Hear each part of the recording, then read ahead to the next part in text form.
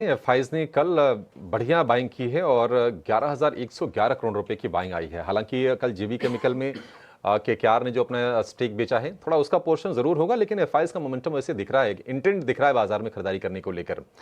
Dimpy, long holding कितनी हो गई है? ये लगातार देखिए, मतलब अच्छा लगता है कि हरे हरे जब ग्राफिक्स स्क्रीन पर आते हैं एफआईज की बाइंग को लेकर, और मूड इनसे भी बेहतर हो रहा है।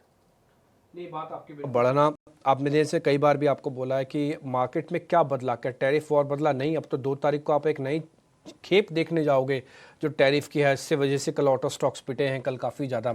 तो बदलने में ऐसा कुछ नहीं हुआ, ना तो आरबीआई की बैठक हुई, ना तो सरकार की कैबिनेट की बैठक से कोई बहुत इंपॉर्टेंट फैसले आए, ना ही देश के वित्त मंत्री ने एफआईज के ऊपर कुछ बोला।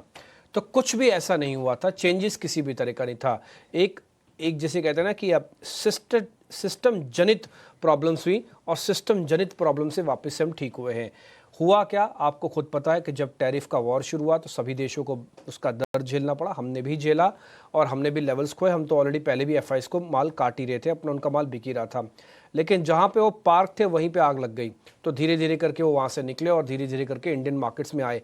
हमने आपको तो 1-1.5 महीने पहले भी कहा था कि एफआई ज़रूर इंडिया में आएंगे, देख लीजिएगा, लिख लीजिएगा, क्योंकि उनकी प्रॉब्लम ये नहीं है कि उनको किसी कंट्री से प्यार है, उनकी प्रॉब्लम ये है कि उनको सेफ्टी और सिक्योरिटी के साथ अच्छा पैसा बनना चाहिए।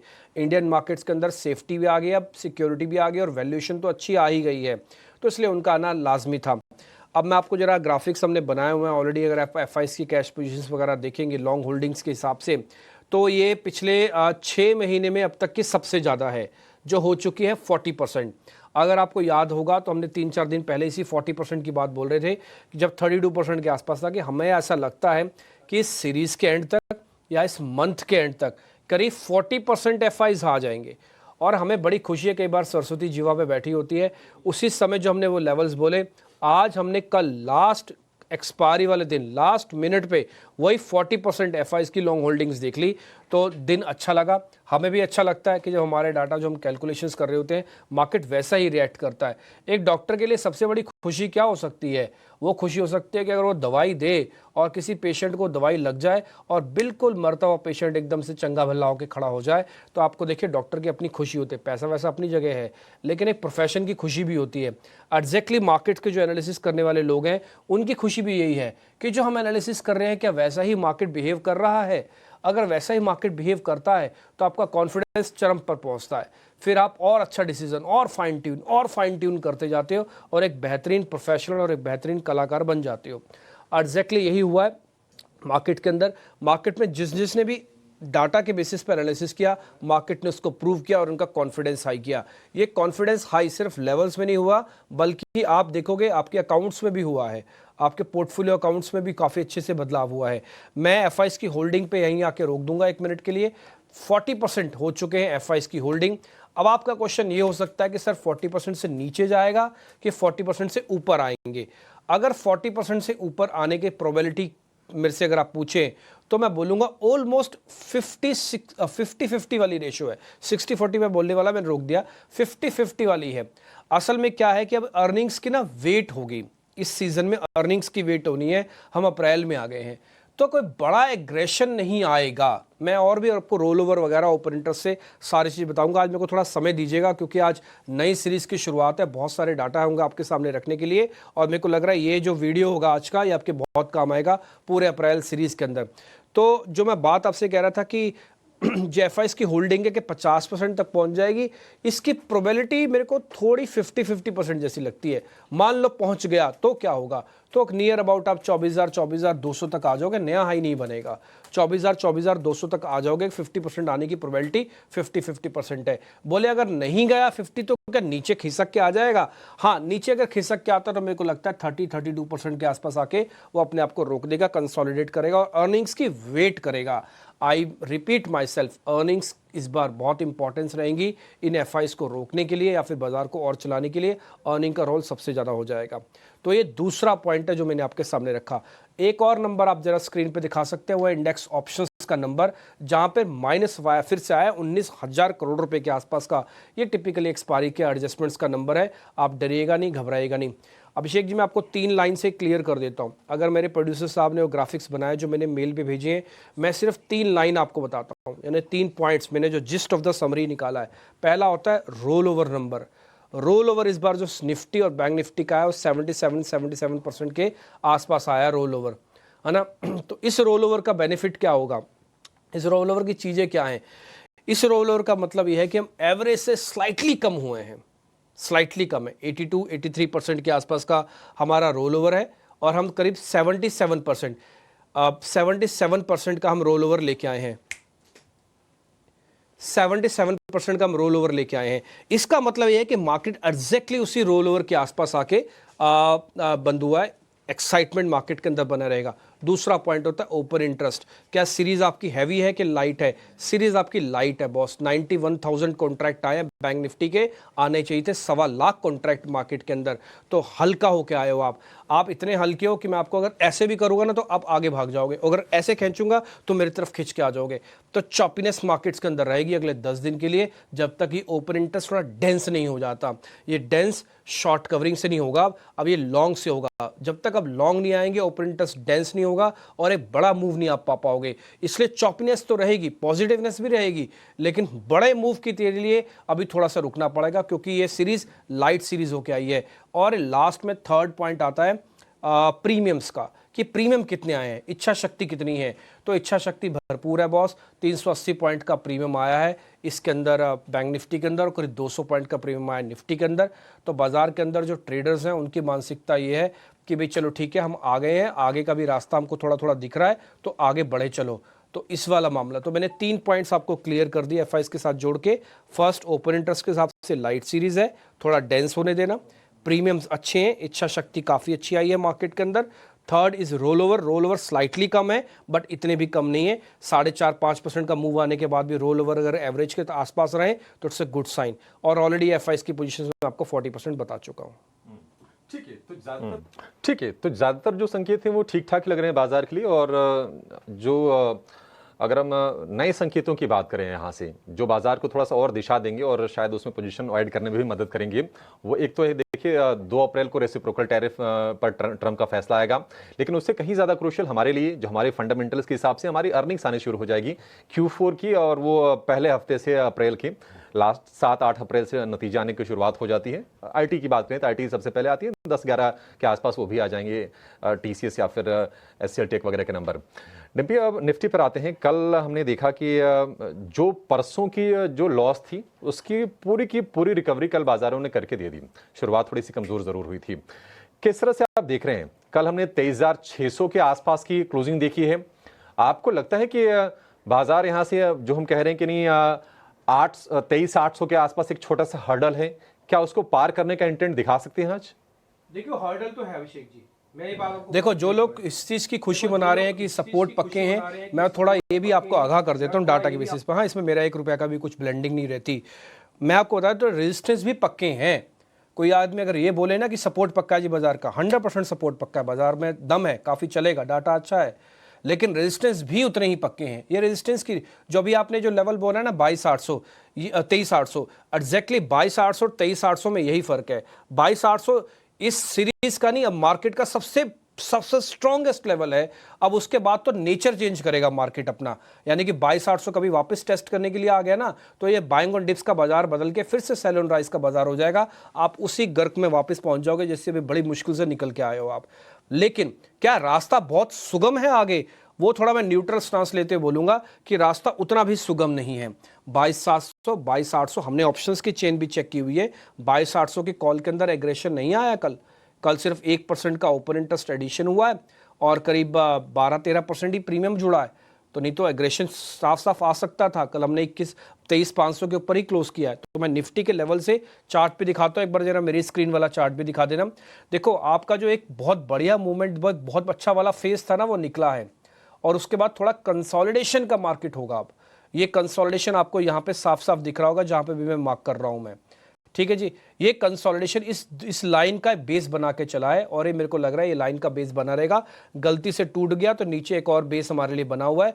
कुल मिला के कहने की बात है कि आप अप्रैल सीरीज के अंदर 23,000 का लेवल जल्दी नहीं तोड़ेंगे, ठीक है जी, ये तो होगी सपोर्ट की बात कि 23,300 और 23,000 का लेवल आप जल्दी जल्दी नहीं तोड़ेंगे, और मेरे से अगर पूछेंगे तो 23,000 का लेवल नहीं टूटेगा। मार्केट का अभी तक का डाटा तो यही बता रहा है। अब चलेंगे कहां तक, तो 23,700, 23,800, ये आपको चार्ट पे नहीं दिखेगा, बट ये आपको ऑप्शंस के चेन के अंदर दिखेगा। वहां पे अभी एग्रेशन नहीं है, वहां पे अभी ट्रेडर्स पहुंचा नहीं है, मानसिकता नहीं पहुंची, और एक और सीरीज थोड़ी सी लाइट है, तो चौपी रहेगा। कोई भी अच्छी न्यूज़ तो मार्केट को लेके जाएगी, कोई भी बैड न्यूज़ मार्केट को नीचे भी ला सकती है, तो ध्यान रखना थोड़ा चौपी सेशन रहेगा। बट आपकी रेंज बहुत क्लियर होनी चाहिए, आपके माइंड में लेवल्स छप जाने चाहिए। 2 लेवल छापने हैं आपको अपने माइंड में। पहला छापना है 23,300 का सपोर्ट, दूसरा छापना है 23,700 का रेजिस्टेंस, फिर 800 का भी रेजिस्टेंस है। तो ये 700-800 वाली जिस दिन रेंज पार हो जाएगी, फिर हम चर्चा नहीं करेंगे। जब तक ये रेंज पार नहीं होती है तब तक इसी रेंज के अंदर प्ले करो। पहला सपोर्ट 23,500, दूसरा 23,300, और पक्के वाला सपोर्ट पूरी सीरीज का 23,000 है, और ऊपर जाते समय 23,700 और 23,500 है। छोटे से पॉइंट के साथ मैं इसे निफ्टी को क्लोज कर देता हूं। प्रीमियम्स अच्छे आए हैं, ओपन इंटरेस्ट लाइट आया है, 1,65,000 कॉन्ट्रैक्ट आए हैं, आने चाहिए थे 2 लाख कॉन्ट्रैक्ट। डीएमए 100 दिन का वापस अचीव कर लिया, 200 दिनों का डीएमए 24,000 है, जिसको अचीव करने में बड़ी मेहनत करनी पड़ेगी। एक बार अचीव हो गया तो टारगेट अनकम्प्लीट, यानी कि टारगेट कंप्लीट हो जाएगा आपका, ठीक है जी। उसके बाद का फिर बाद में सोचेंगे। फिलहाल अप्रैल सीरीज में आप 3 लेवल याद रखना, 23,700, 800, 24,000, नीचे सपोर्ट याद रखना 23,500, 23,300, 23,000। मैंने सब कुछ आपको बता दिया, इससे ज़्यादा तो मेरे पास भी नहीं है बताने के लिए। ठीक है, ये निफ्टी की और एफआईज की कंप्लीट एनालिसिस होगी। निफ्टी बैंक पर आते हैं, जहां पर हमने जो सीरीज खत्म हुई है निफ्टी के मुकाबले थोड़ा सा ज्यादा जोश उसमें देखा है। कल 51,500 चाहिए था, बाजार ने उसको फिर से लाके दे दिया। 366 अंकों के आसपास की तेजी रही, और जो बड़े कॉन्स्टिट्यूएंट्स हैं, मतलब जो दिशा देंगे निफ्टी बैंक को, उनमें ऐसी कोई शेडिंग दिख नहीं रही दिन पे। एचडीएफसी बैंक हो, एसबीआई हो, कोटक बैंक हो, कल हल्की सी नरमी उसमें जरूर रही। निफ्टी बैंक का मूव किस तरह से देख रहे हैं, और क्या निफ्टी के मुकाबले, मतलब अग्रेशन वैसे तो होता ही है, वॉलेटाइल भी होता है, आज किस तरह की चाल आप देख रहे हैं? फर्स्ट डे है और इस हफ्ते का लास्ट डे है, फिर एक्सटेंशन भी है, एक्सटेंडेड न्यूज छुट्टी है, ठीक है ना, सैटरडे संडे एंड मंडे। तो आज एकदम से आप मेरे से पूछें कि आज क्या होगा या 1-2 दिन में क्या होगा, तो मार्केट के अंदर अभी कोई एग्रेशन नहीं है। देखो एक बात बताता हूँ आपको मैं, आप अभी बारात में गए, खाना वाना खूब बढ़िया से खाया, अभिषेक जी को विंडो में रखो 1 मिनट के लिए, हाँ। तो अभी आप गए बारात में, आपने अच्छा खाना वाना खाया, बढ़िया, आपको पान वान भी खिला दिया, लास्ट में सब कुछ है, हो गया, सब कुछ ओके हुआ। अब मैं आपसे बोलूँ नहीं, एक बारात में ना आपको और भी चलना है, तो आप बोलोगे यार कुछ तो रुको, अभी 2 दिन और सब्र कर लो, फिर हम चलेंगे बारात में आपके साथ, यही बोलोगे। एग्जैक्टली यही हुआ है। अब आप मार्च में बहुत अच्छा सा एंजॉय करके आए हो मार्केट के अंदर, एकदम से अप्रैल के अंदर आती है ऐसे तोड़ फोड़ नहीं बचाओगे। थोड़ा सा मार्केट को पक्का होने की ज़रूरत है। मैंने ऑलरेडी 3-4 लेवल आपको बताए हैं। एक तो सीरीज़ थोड़ी लाइट आई है, दूसरा अभी थोड़ा पक्का होने की ज़रूरत है। ऑलरेडी एफआईज इस सीरीज़ में आते आते तक 40% तक आ चुके हैं, जो कि उनका ऑलमोस्ट 50% अराउंड वाला मामला बन सकता है ना, आने वाले दिनों में भी। तो थोड़ा सा समय लेके बाजार चलेगा और थोड़ा चॉपीनेस दिखाएगा, ये ऐसे ऐसे करके चलेगा। और एक और चीज़, लास्ट 15 दिनों में जो आपने पैसे बनाए हैं ना, अब अगले 15 दिनों में वैसे पैसे नहीं बनेंगे, थोड़ा सा टफ होंगे, थोड़ा सा मुश्किल होगा। आपने बैंक निफ्टी का क्वेश्चन पूछा, मैं इसको एफआईज के तार के साथ जोड़ देता हूँ। एफआईज आएंगे, सबसे पहला पैसा कहाँ पे पार्क करेंगे? बोले जी 2 मेजर सेक्टर है, पहला वो आईटी में पार्क करते हैं, दूसरा वो बैंक और एनबीएफसी में पार्क करते हैं। आईटी का तो हाल देख लो, बहुत बुरा है। ऑटोज़ में पार्क होता है, ऑटोज़ का हाल देख लो, कल ही आई है टैरिफ वाली खबर, हाल बुरा है। तो फिर ये पैसा कहाँ पे पार्क हुआ होगा? ये पैसा बैंक्स पे पार्क हुआ होगा। इसलिए आपको एक्सिस बैंक, इसलिए आपको एचडीएफसी, इसलिए आपको आईसीआईसीआई, इसलिए आपको कोटक, ये सारे निजी बैंक जो टिपिकली इंस्टीट्यूशनल के सबसे फेवरेट बैंक्स होते हैं, वहाँ पे आपको एग्रेशन दिखा। सीरीज़ के लास्ट डेज में भी एग्रेशन दिखा, ये उसी की वजह से हुआ है। इसलिए मेरा ऐसा मानना है कि अगर एफआईज अब मान लो 2-4% रुक गए या नहीं आए या 1 मिनट के लिए यहीं रुक गए, तो फिर बैंक को भी कंसोलिडेट करना होगा, क्योंकि आईटी की भी बारी आएगी, ऑटो की भी बारी आएगी। और अगर आप मेरे से पूछें निजी तौर पर कि किसमें वैल्यू हंटिंग करनी है, तो मैं बोलूँगा आईटी का डाटा और ऑटो के डाटा को 100% चेक करना। इसमें आपको वैल्यूएशन अच्छी मिलेगी, वैल्यू हंटिंग मिलेगी। यूफोरिया में यानी कि मार्केट के बहाव में जब बहोगे तब तो वही जाओगे, लेकिन अगर आप सोच समझ के कोई ट्रेड देखना चाहोगे ना तो वैल्यू हंटिंग आपको ऑटो में और आईटी में करनी चाहिए। और इस चीज़ का डर निकाल देना चाहिए फिलहाल के लिए कि हमको टैरिफ वेरिफ होगा। टैरिफ का डर ऑलरेडी काफ़ी पहले भी डिस्काउंट होता हुआ दिख रहा है।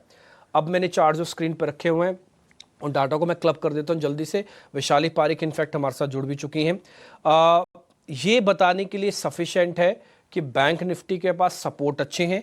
मैं लेवल से क्लियर कर देता हूं। 51,500 के ऊपर हम बंद हुए हैं। 51,300 पहला सपोर्ट, 51,000 दूसरा सपोर्ट और 50,800 तीसरा सपोर्ट। बोलेंगे इन तीनों सपोर्ट आपने बता दी चरणबद्ध तरीके से, इसमें सबसे इंपॉर्टेंट कौन सा है? तो सबसे इंपॉर्टेंट है 50,800। वो इसलिए इंपॉर्टेंट है, ध्यान रखना, मैं एक एक शब्द आपको बहुत गौर से बता रहा हूं। 50,800 ट्रेंड रिवर्सल का साइन देगा। 50,800 तक अभी आप बाइंग ऑन डिप्स हो। सीरीज लाइट है, 91,000 कॉन्ट्रैक्ट ही नई सीरीज में आए हैं। उतार चढ़ाव होगा, काफ़ी हो सकता है। हाँ, तो आप डरना नहीं, घबराना नहीं, बाजार कहीं नहीं जा रहा, बाजार यहीं रहेगा। और बाजार थोड़ा पॉजिटिव बायस के साथ आया है अगली सीरीज में अप्रैल में। तो मेरे को ऐसा लगता है कि 50,800 जब तक पक्का है। कोई भी डिप में आपको मौका मिले प्लस करते रहना। आपको मैंने 2-3 लेवल्स भी बता दिए, 51,500, 51,300, 51,000, जैसे आपको ठीक लगता हो वैसे अपने अपने फेजेस में लेना। एक और चीज, बाइंग ऑन डिप करना, बाई मत करना, बाइंग ऑन डिप करना टिल 50,800 तक। ऊपर आते समय 52,000, 52,200 एक टफ कॉल होगी। जैसे 23,800 निफ्टी का पार करना मुश्किल होगा, एक टफ कॉल होगी, ऐसे ही बैंक निफ्टी के अंदर 52,200 को पार करना एक टफ कॉल होगी। लेवल्स मैंने बता दिए। ऑप्शंस वाले थोड़ा ध्यान से काम करना क्योंकि अभी नई सीरीज आई है, प्रीमियम थोड़े हाई हैं, प्रीमियम्स को कूल डाउन होने देना, आराम से ट्रेड करना। और वैसे भी क्यों लोड लेना चाहते हो बॉस, 3 दिन की छुट्टी एंजॉय करना, आज ज़्यादा बाजार को भी मत काम करने दो, खुद भी मत करो, थोड़ा शांति रखो बाजार में। और अच्छे से रोल ओवर आया, न्यूट्रल आया, by right and sit tight and no aggression and no depression के स्टांस के साथ आगे आप कंटिन्यू कर सकते हैं। वैशाली पारिक बीच बीच मेरे साथ जुड़ चुकी हैं और उनसे भी जरा करते हैं